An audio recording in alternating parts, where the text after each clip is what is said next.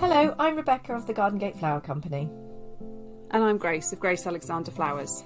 and we've come together to create Stuart and Alexander Gather at the Garden Gate.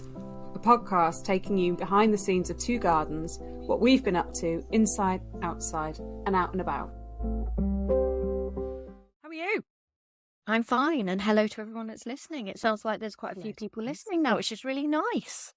It is lovely. It is lovely. I have been genuinely astonished, thrilled. Yeah, I haven't looked at the figures for a little while, but when I first put the first couple of episodes up, hundreds of people.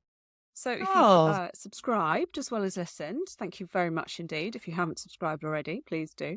I think this is the point I meant to say. If you haven't left a review, please do leave a review. But if you don't want to, that's fine. Just message one of us and just tell us you're out there. And we will be utterly thrilled to hear from you. I think the review thing is a funny thing, isn't it? 'Cause so many of us now just listen to things and move on. But I think it does make a difference to like the ratings and things like that. If people do like it, that's really Have you ever left a review on a podcast? I have actually. I have, mainly prompted by people saying, please leave a nice review. I think the comment was, and if you don't like it, you don't need to review. You don't need to put something nasty. Just don't come back. It's absolutely fine. Which I think is probably another nice way of dealing with it, really, isn't it? Yes. Might not be for you, but it will be for somebody. Yes. Yeah, that's fine. Definitely nice to say, don't say anything at all. Exactly. Wasn't that what we were all taught at school? I think so. I hope so. So it's been just over a week, hasn't it, since we've spoken? I was just saying this to you before we jumped on. Maybe just over a week. We've had a busy week. Just over a week, because lots has happened since I saw you. Because last podcast we recorded was just before I came down to Penzance for Beltane with the utterly glorious Joanna Game and her team. And that feels like forever ago now, but is that really only last weekend? Should we just remind people what Beltane was? Beltane was a really lovely workshop down at Prussia Cove, wasn't it? It was. And it is, because it is an ongoing thing. So I think it's going to be twice a year now. At the moment, it's been once a year just in the spring at Beltane, which is obviously the turn of the year in the springtime. Joanna Game does beautiful creative retreats and workshops, and her big flagship retreat is Prussia Cove. The last weekend of April often is. It was me and Britt Willoughby and Jackie Mills, who is adorable, Bex Partridge from Botanical Tales. The food was amazing, the people were amazing, but I'm telling you my out, so I can't do that yet. Although I don't know if I'm going to use that as my out. I've had so many outs since I last saw you. Should we go with in? Because I reckon in we could probably smooth over a lot quicker than outs, because it's all about outs, isn't it, at the moment? I think that's the time of year. Yes, at the beginning as well. You're like pudding at the beginning of a meal. I know. Oh goodness, I totally am. Always save room for pudding. Always. I really hate it when they bring the menu and they don't show you the pudding menu right at the start. So you can't point. Plan. Yeah, I know. I have to plan right the way through to the end. That's just annoys me. Yeah, totally. Do you want to start with in? Yes, I can start with in. And this is partly related to a different out, but my in at the moment is I am rediscovering my love of writing. So actually, we're recording this on Bank Holiday Monday, and I spent the Saturday and the Sunday literally just writing. So I've been at my computer. I just cleared 2 days, and I will admit a lot of it is work writing, so I write a lot for my job as well. But I'm just finding, I think, of mojo again with getting my head down writing, getting really inspired to get back to what I loved about doing nature writing particularly, and just enjoying that process. I think a bit like you and flowers, maybe, because writing is very much both my day job and my business. I think you can get stuck, can't you? You can really easily get stuck. So just trying to play a bit more with it. And for me, that does mean creating a bit of space, a bit of time. So even though it's the early May bank holiday, and there could have been lots of stuff I was doing out about in the garden, I did just sit down and get some words on a page. Do you feel a bit guilty, though? That's the weird thing, is that sometimes I'm like, once the weather gets nice, I just don't want to be inside. That's Constantly. But I feel guilty whatever I'm doing.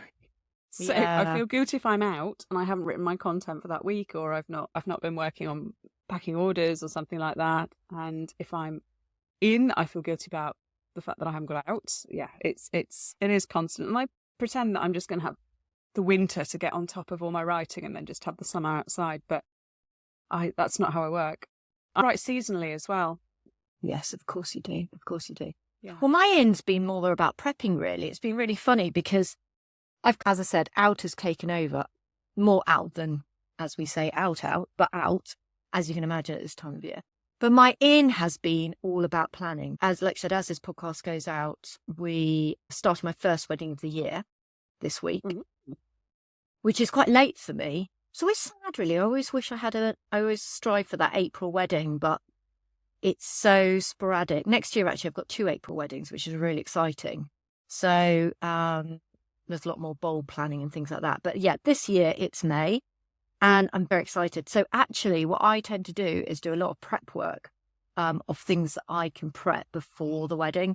So I've been getting all things like an order on all the ribbons, because I think we've talked about this before. I am dreadful for ordering things because I have the cupboard of doom in the sitting room, which means that the cupboard of doom just absorbs things when you desperately need them. And then as soon as you've got them, as in ordered again, they seem to creep forward to the front. So I've tackled the cupboard of doom and getting things like all my ribbons together already. And I like to put them in like little packages for each of the couples. So when it means I get on site, I've got all the ribbons pre-cut and ready to go. So it's got last winter audit for me. And the other thing I've been doing is that trying to do, this is really off point really in terms of gardening, but I still think it's quite relevant on the inside of things, menu planning. Ooh. So yes, because we're so busy, all of us in the house are really busy. So trying to make sure we know what we're eating Monday through to the following Monday. It's a whole busy week with weddings. There's none of this, we don't know what to cook scenario. So, cook, or do you just plan them in? No, don't batch cook. Oh, love that. Don't batch cook. But we do buy for recipes for those meals. So I actually think it cuts down your food ordering and food waste. And so I get online, quite often use BBC Good Food, Googling. What's your go-to? Just need a bit of treat and I'm super busy. Need to feed the family meal. Oh, we love pasta. We are a huge pasta family. So at the moment, we try and cook seasonally, but it can be really difficult with kids. I find it's also about cramming everything in. But we just had at the weekend a really lovely mushroom risotto, and they were British grown mushrooms and asparagus risotto. So that, and also pasta. We really love a bit of courgette and bacon pasta. We grate the courgette into the pasta, and that's really nice. I sow 8 to 10 courgette plants every year, and everyone's, oh my God, the glut. And I'm like, no, there is no courgette glut in this household. I do regularly eat courgettes for breakfast in the season. Yeah, they're lovely. Gosh, that sounds lovely. So yeah, a bit of menu planning, just getting ourselves organised for when we spend, because you know what it's like. I don't know whether you do this, but we go out into the garden and we'll get to 6:30, 7 o'clock and go, oh no, it's supposed to be food time. So I will actually add this to, I don't do any cooking. I'm very lucky. I know. I'm very lucky. This is an audio podcast, so you can't see my face, which is literally frozen as I can see yours. Yeah, you can see mine. Oh yeah, I can see yours. Yeah. I bake, but I don't cook. So Andy does all the cooking. I know. So which works well, mainly because he's got a lot more patience than I have, and I do everything at lightning speed, which means it doesn't saute the right way, it doesn't sweat the right way, I don't know, it doesn't marinate the right way. Yeah. So it's just like, you know what, you crack on. Play Lovely. to your strengths. Yes. So I plan, he cooks. Fabulous. And what about out then? My out? Mm. Well, my out is I just want to have a moment for the Aqualegia love. So mine isn't an activity, although there's plenty of activities that I need to be getting on with in the garden. But I was just wandering around this morning and there are some beautiful Aqualegia. 2 years ago, I think it was. for Gather, I went to see the Aquilegia National Collection in South Wales and I was given some incredible seed. Carrie Thomas, who runs it, was incredibly generous with both her knowledge and her plants and seeds. And so I'm finally managing to get my Aquilegia collection away from the sort of smoky vintage pink, which seemed to dominate everything. Yeah. Some beautiful yellows. Oh, I love those yellows. Have they got those delightful. pointy Yes. backs to it? Those Yes. forked. Yeah. Yes. Do you know what Rough ones. I heard, and I don't know whether this is right, there was some sort of Aquilegia disease that Yes. completely decimated. So we used to have loads of Aquilegia on the farm when we started, and we had loads. And they religiously still came back, and they were absolutely beautiful. And then the whole lot went. Aquilegia downy mildew. Yeah. Is this what it is? So Carrie Thomas told me all about it because she had the National Collection she had a very big country garden, and she literally just woke up one day and they'd all gone. And that's Aquilegia downy mildew. Yes. I'm going to check that name, actually, because I'm fairly sure it's that, but it was a long time. We're trying to do the show notes, aren't we? Because I know we share quite a lot of information. My job is to go through it afterwards and try and pull out anything. So if you're listening and you're not sure, then go and check out the show notes or send us a message and we'll try and respond. Or I'll dub it over. So she ended up moving house and started a whole collection again in a new garden in a new place. Hang on a minute. So did she literally get Aquilegia downy mildew and go, that's it, we're moving? Oh my God, I'm literally going to move house. I love that. Can you imagine what my husband would say if I went, sorry, I cannot grow roses in this garden, we're moving? Actually, what dedication. And I have got an interview with her, actually, which every so often when I'm editing this podcast, the audio comes up and I think, I really must do something with that amazing interview I did with her. But the sound quality was awful because we were sat outside and it was, I haven't quite got the skills to make it better.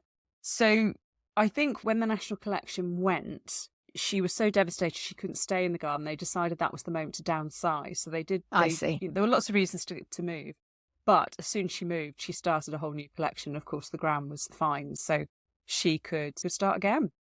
So, I really feel like we need to delve. I kind of need to delve more into this because I miss having. Well, if you're interested, I've written an entire ebook on Aquilegia, which is available inside Gather. I'll send you a copy.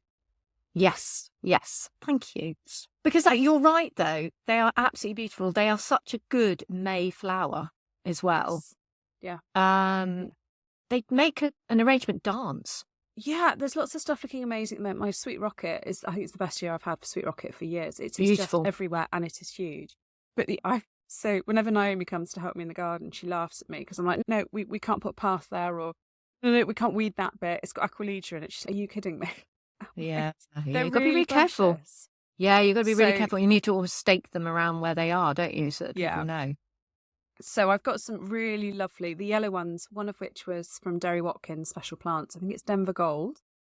And I've got a couple of the other really beautiful yellow ones, who are the very long spurred ones.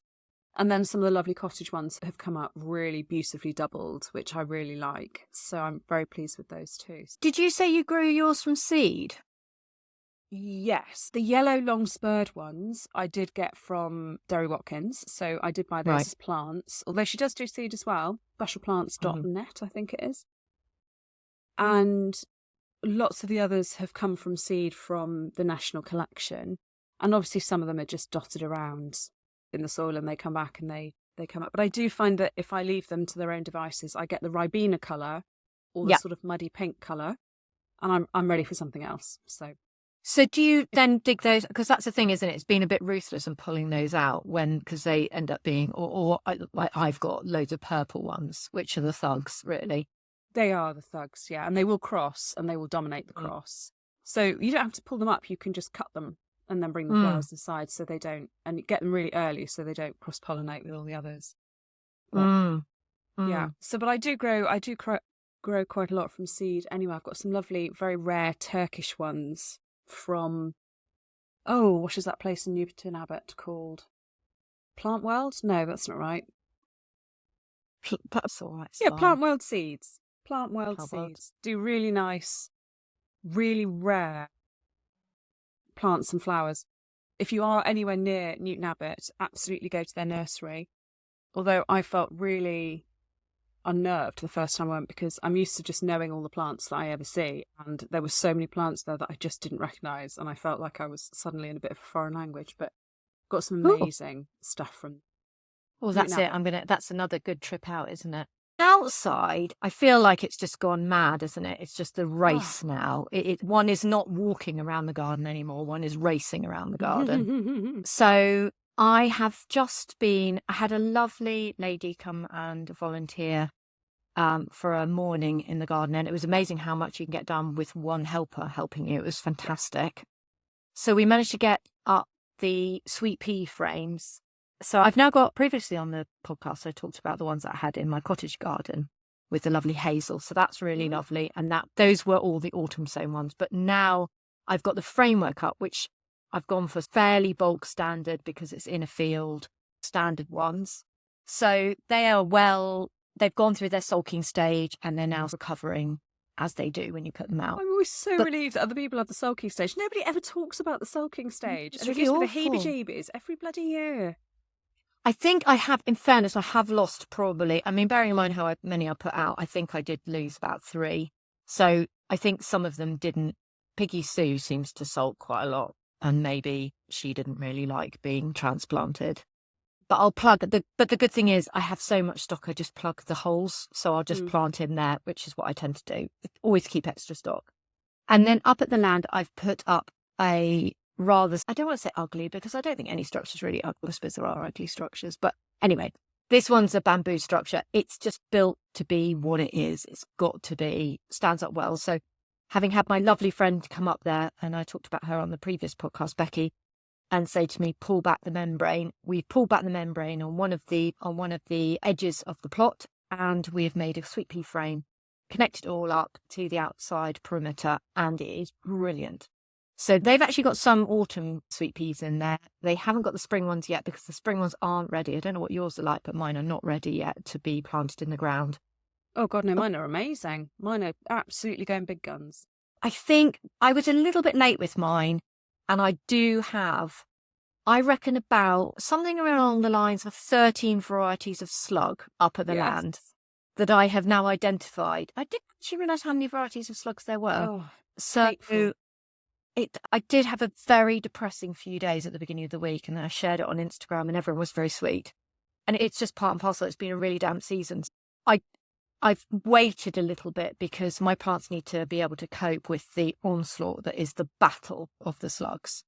So I've held off anyway. So getting the structures in. And the other thing is, in the greenhouse, the polytunnel, I should say, putting in a new raised sort of it's not supposed to be a raised bed, putting the edges, the kickboards for all the beds, which is so satisfying. Do you know what? I think I've missed my calling on building things. Are you scaff planks or you? Oh, yeah. No, these were just they're not really featherboards, really. Whatever they were cost an absolute fortune. But then wood, I think, has gone up exponentially, hasn't it? So myself and Jack's volunteer, we managed to create a really good board around. I could have gone actually a little bit shallower, but do you know what? I also think inside a polytunnel, I'm going straight down into the soil, but the more you can bank it up over the years, I can just add to it. So I'm not obviously putting too much in at the moment, but there's plenty of depth to add more later on next year and things like that, which is quite good, isn't it? Yeah. Tell me that's good. That's absolutely good. That's absolutely good. You need that extra in a polytunnel, don't you? You need to keep topping up just to keep the nutrition at the right level. I think so. But with every sort of decision, when you've got a new bit of land or a new layout, like I said to you before, you just stand there just thinking, literally, how long have I stood there just thinking, and then come away overwhelmed and not achieved anything? But I feel like this last week I've achieved quite a lot, which is great. I think when it all slots into place and you're finally confident with direction, I think that's amazing. I'm about to start a whole new series for Gather called Starting a Garden from Scratch. And I'm thinking I'm probably just going to video myself standing there staring at it for very long periods of time. Oh, totally. But I second your sweet rocket and raise you foxgloves, because my foxgloves they are about to burst, and I've got a whole row of them. And a great tip, I planted these foxgloves in the autumn on a row of newly planted shrubs, which I bought, might as well be bare root, let's be honest, they were so small. But it's a picking hedge of spirea and things like that. What else have I got in it? Hydrangea paniculata, but all those plants were really small. And I decided on that row, that would be where I would interplant all my foxgloves. They have created such a weed suppressant. They're fantastic. So there's no weeds on that bed. I crammed in all these foxgloves, which are now going to flower in between the shrubs. The shrubs are absolutely fine. They'll just take a good few years to get established anyway.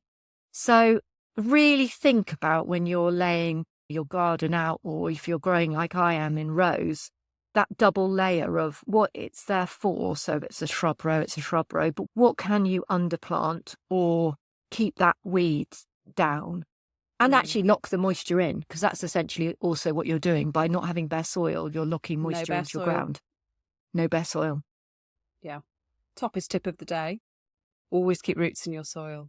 Yeah, exactly. So that's looking really good. I shared it on Instagram actually, and I'm really delighted. And they haven't got too battered by the wind, which is quite nice. So well, that's hopefully good. they just sent. So my spires, I don't have that many this year. I've got lots of tiny little seedlings for next year, but I haven't got that many this year. They only really sent up their spires in the last week. So hopefully they've missed the worst of the battering. Touch wood. Quick touch and wood, somebody. Yes, but Sutton's apricot is one of my favourite flowers in the world ever. Yeah, and pink gin. Ooh, what's that I really one? like pink gin. It's foxglove pink gin. It's absolutely lovely. It claims to be perennial. I imagine short-lived, but I love it. Yeah, go and have a look at it. It's really nice. Off to Google. Yeah, top tip. Okay. So I feel at the moment, and also I have flipped. Sorry, this is a lot of out, but there's a lot to tell you. I have now flipped all my beds. So I out with all the tulips, in with the ranunculus and the butterfly ranunculus into the pots. So I've decided my big old olive pot is going to go full-blown ranunculus. Wow. Mainly to spread my risk that if everything gets eaten somewhere else, it isn't going to get eaten from that pot, because I'm watching it from my bedroom window. I've got a little camera on it. Got a nanny cam. Yeah, exactly. Pointed at it. Exactly. So I will have some ranunculus in the next few, I don't know, a month or so, I suppose. Fingers crossed. You have been busy. So busy. You've managed to get an out in. Gosh, that's hard to say. An out in.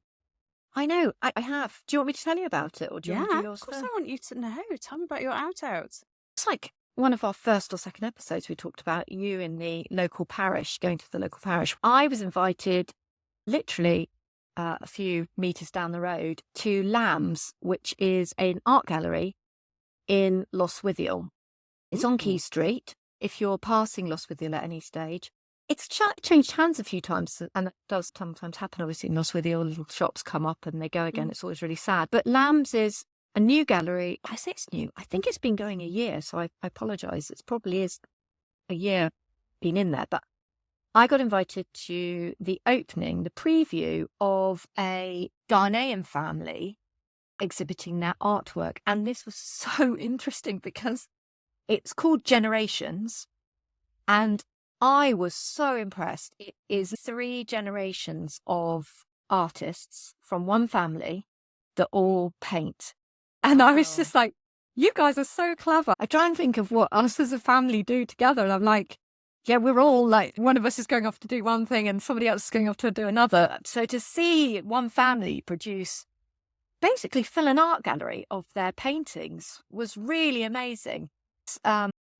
Jax and Bob and her 2 children went back home to Ghana, and she was saying to me that Bob's dad, who is an artist, was, I don't want to say chucking out, but he was having a clear out of his paintings.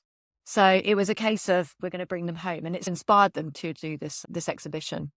And one of the sons was there. The other one was on a 10 tours practice run, so he couldn't be there. But I literally felt a lump in my throat, bless him, when he stood there and said something along the lines of, I've never had so many people to stand out and look at and thank. And I was really impressed that he stood up and gave a speech about his exhibition. But they all had lots of different things going on. For example, Jax paints a lot with acrylics. The grandfather paints a lot with watercolours.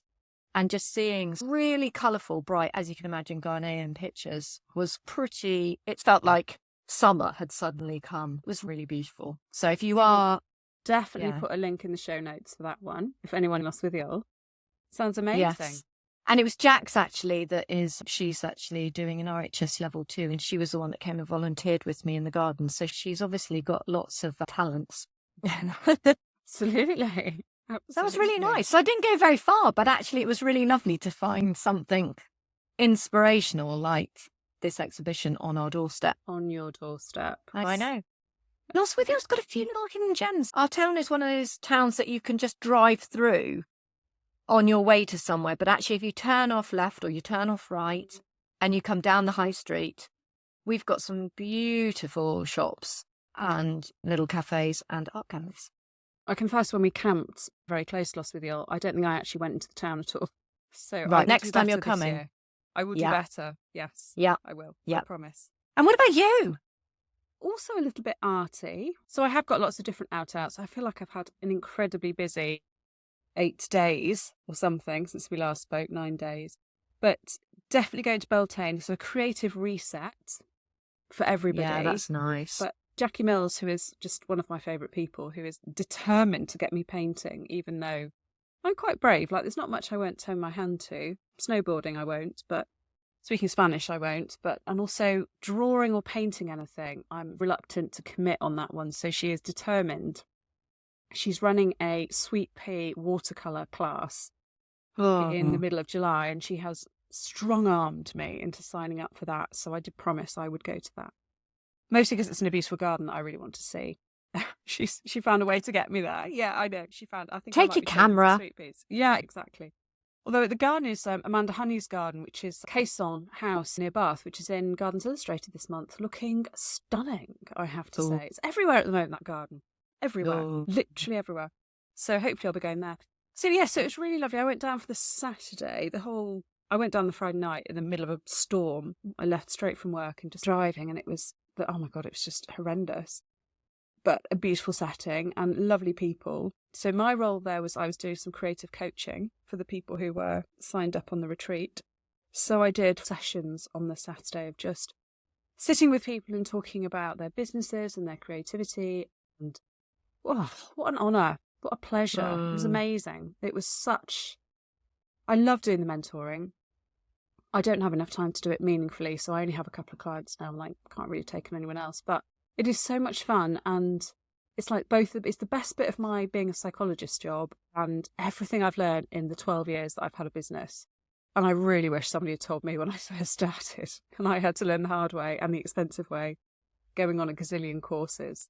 So yeah, it was a huge amount of fun, and I came away just feeling, firstly, that Cornwall's a very long county and you can drive for a very long time before you fall in the sea. It took quite some hours to We get can fall in the sea quite close in direction to each other. It's very long. So from width to width, it's not too bad. But from, So I never did make it to yours. I was exhausted by the time I finished it on Saturday and just needed to get home because I was also Nanty bed in Abergavenny on the Sunday. So I literally drove home, got out of the car, got into bed, got into the car and started driving the opposite direction. So we didn't do our tour of the garden, but I'm coming down in July. So promise me we can do it. Oh, it'll be good in July because you'll be able to come up to the land and see everything growing up there. I think that'll be really nice. It was proper Cornish weather. Yeah. When you said to me you were coming by, I was like, do you realise I am even an hour and 45 minutes from Prussia Cove? Well, that was fine because you're on the way home, be far away from the road that I take home, but I wouldn't have been able to hold much of a conversation by that point. Once I'd done 6 hours of intensive creative coaching, I just had to drive. I was done. You were done. Plan. We were going to record a podcast and we were going to interview each other, and I was like, I could probably get as far as what my name was, but probably nothing much more scintillating than that. But we will do that because lots of people were super interested in us doing interviews about each other's stories and how we got here and how we found ourselves doing this podcast together, but also just a bit about our journeys into gardening and our love of plants and flowers. So definitely something we will do at some point. Yeah, watch the space, really. It will be coming up I think very soon, actually. Yes. So this Because we're on is podcast recording number 7. 8. No, it's 8. 8. Oh, no, you're right, I'm 7. sorry. No, it's Oh. 7. It's the 7. title at the top is even episode 7. No, you're right. I didn't like to say, but I was like, okay, the wise woman that's on tack says. No. She got it wrong. I'll edit this out because I can. I wish you'd keep the bits in that you make mistakes in. I'm just the one that ends up with all the ones that are mistakes otherwise. I'm driving this, I guys. know. You get to make all the final choices. You're so bad. I think the other thing that we probably are going to be leading up to talking about very soon will be the gardens at Chelsea as well, because you have booked our train tickets. Yes, I have. I'm so sorry. I should have done that months ago, but I didn't. But I have. No, done it that's now, so exciting. So that's what I'm looking forward to. We're going up first class. You're going to have to move when you get to Taunton. Yeah, I couldn't afford for us to do all of the journeys first class in both directions, so I'm afraid you're standard to Taunton. Come and meet me in first class on the way up, and then we're just standard on the way home. You're so posh. It's so funny because I've been looking at the Orient Express. Nothing looks like first class unless it's the Orient Express now. I certainly don't think first class works on the way to Plymouth or Taunton, that's for sure. No, I think Great Western Railways is probably, just taken my extra 80 quid for absolutely nothing. But it was a gesture to the day. I think we get a cup of tea, don't we, and a biscuit. I think you get that. Oh, really? Yeah. Some of the first class is really nice. The old first classes, like the old carriages, are really good. But I remember going up to London first class couple of years ago and just thinking this just has got wider seats and a little bit more legroom. It didn't feel, I wanted padded seats and I don't know, it didn't feel that plush, that's for sure. But yeah, so I think also very excited about that. But the rest of this week is looking great weather. I'm just going to put this out there. Hopefully there'll be a lot for us to catch up on in terms of what's going on in the garden and what we're up to out and about as well. Because I feel like it's just changing daily at the moment. It's so exciting. So really, I had exactly the same thing when I went to Beltane last year, although I was there for 2 days, that I left the garden and I came back and it looked different in 48 hours. And this year I was only there for 36 hours. And even so, I came back and the amount of growth just in that weekend is astronomical. It's unbelievable. So I need to go on top of my thistles. Yeah, you do. The trouble is now if you leave a weed, you turn your back, it's 3 times the size when you go back to it again. Yeah. Bindweed in my asparagus bed. Disaster. No, I know. Oh, that is sad. Oh, dear. Oh, on that note, listen, as I said to you, I've actually in a room where I've had to draw the curtains. Who would have thought this? Because it's so bright. So I feel like there is another chance for me to go outside and clear up because I need to move all the seedlings around. And it's nearly 4 o'clock. So there's definitely another couple of hours of gardening before one has to go and consult the list of what we're having for dinner tonight, which I will tell you is lasagna. Oh, nice. Yeah, good old-fashioned lasagna. Good, yeah. It can't be a bake. I love a bake. Well, and especially you and I know you don't have an Arga. You've got, what have you got again? I've got an Everhot. Everhot, like my mum's got an Everhot. She loves her Everhot. Everyone loves their Everhot. Yeah, she keeps telling me how useless my Arga is in comparison to my Everhot. But I do love my... not to. I know, but I love my Arga. The Everhot was not an option when I first came here, so there you go. It probably was, but I didn't know anything about it, but there you go. I know. So if you're thinking of getting an Arga, get an Everhot. That's the public service announcement for the day. I would double down on that as well, actually. Apart from the fact I do love the round lids of my Arga. I'm a bit of a snob. But you can dry so much more laundry on a big square lid. Oh, yeah, okay. You can lean on it. You can literally... I lie myself flat on the top of mine in the winter. You can't do that now because you burn yourself. Yeah, you burn your bum. Yeah. Often I try and sit on the rail and I burn my bum. You can drape on an Everhot and you don't burn yourself. It's just like giving a radiator a cuddle. It's amazing. Yeah. You definitely need to not confuse the hot plate and the simmer plate on the Arga, that's for sure. Yeah. Listen, it's lovely catching up with you, Grace. Thank you so much. Thank you for listening in, all to all our lovely new listeners. I hope you've been enjoying it, and we'll speak to each other next week. Lovely. Take care. Take care. Bye. Bye.